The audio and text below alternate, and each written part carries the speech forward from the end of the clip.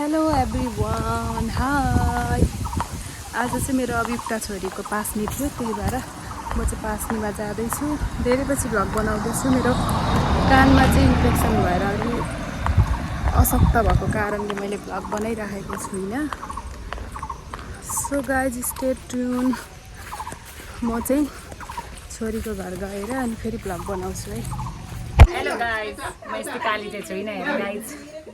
यो आइफोन के खालको खटेर आइफोन लिएर आइन्छ नि, काली न काली नभएको काली निकाल्दैछु नि, यहाँ टल्काउनु फेरि अब त टल्काउने छैन।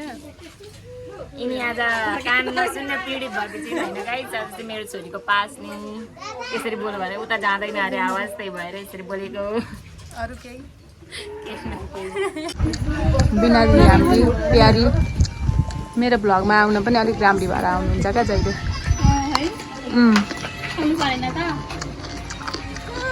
भान्जो डन मेरो रोक्पोरै गर्नुहुन्छ खालि।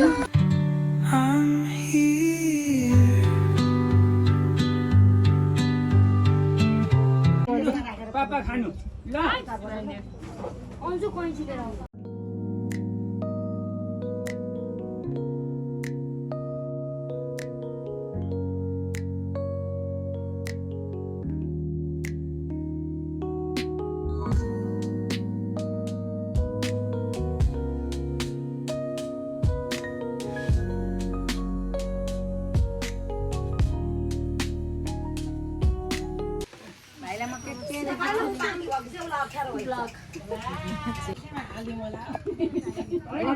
यता हेर यता हेर। मेरो भ्लगमा जहिले डिस्टर्ब गर्ने उहाँ चाहिँ मेरो दादा।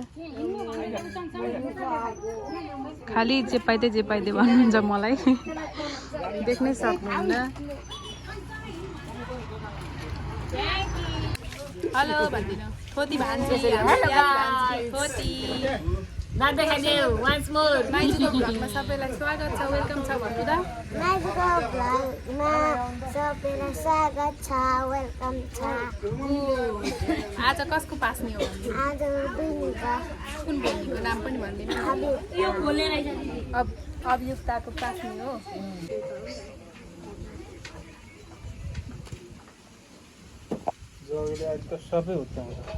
ओ चकचक गर्छ, चकचक गर्नु नपाएर यहाँ एकदम विरक्तेर बसिरहेछ।